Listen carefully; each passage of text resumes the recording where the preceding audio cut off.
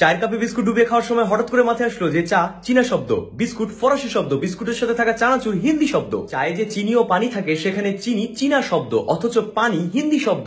চা ভর্তি পেয়ালাটা আবার ফার্সি শব্দ, কিন্তু কাপটা আবার ইংরেজি শব্দ। এদিকে ইংরেজি নিজেই পর্তুগিজ শব্দ। চা চীনা হলো, কফি কিন্তু তুর্কি শব্দ। কেক পাউরুটির কেক আবার ইংরেজি শব্দ, পাউরুটি আবার অন্যদিকে পর্তুগিজ শব্দ। এবার একটু দামি খানাপিনার মধ্যে যায়। আগে বলেনি খানাপিনা হচ্ছে হিন্দি শব্দ, দামটা কিন্তু আবার গ্রিক শব্দ। রেস্তোরাঁ বা বুফেতে গিয়ে যখন বার্গার, চকলেট, পিৎজা অর্ডার করা হয় তখন কি কখনো খেয়াল করে দেখেছেন যে রেস্তোরাঁ বা বুফে কিন্তু ফরাসি শব্দ, সাথে করে পিৎজাটাও।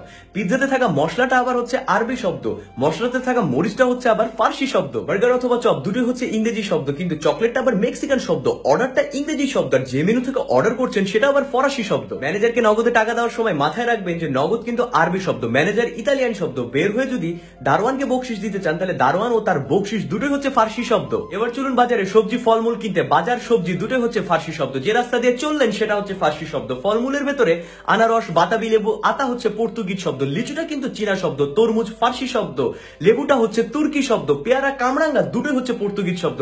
পেয়ারার গায়ের রং সবুজটা কিন্তু আবার হচ্ছে ফার্সি শব্দ।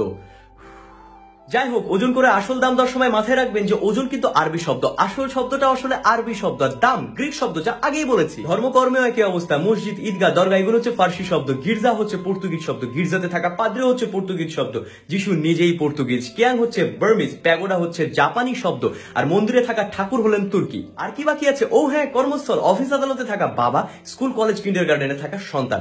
বাবা নিজেই কিন্তু তুর্কি শব্দ, যারা অফিসে বসে আছে অফিস কিন্তু ইংরেজি শব্দ, তবে আদালত হচ্ছে আরবি শব্দ, আদালতে থাকা আইনগুলো হচ্ছে ফার্সি শব্দ, তবে উকিল হচ্ছে আবার আরবি শব্দ। ছেলে মেয়ে যে স্কুল কলেজে পড়ে সেটা হচ্ছে ইংরেজি শব্দ, তবে কিন্ডারগার্টেন হচ্ছে জার্মান শব্দ। স্কুল কলেজে যে বই কেতাব পড়ানো হয়ে থাকে দুটোই হচ্ছে আরবি শব্দ।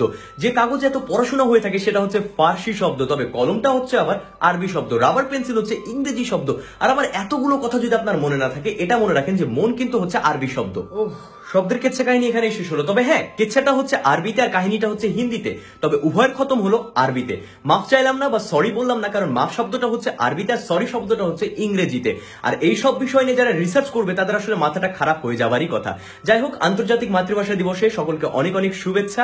হে মহান 21শে ফেব্রুয়ারি, আমরা কি তোমায় ভুলিতে পারি।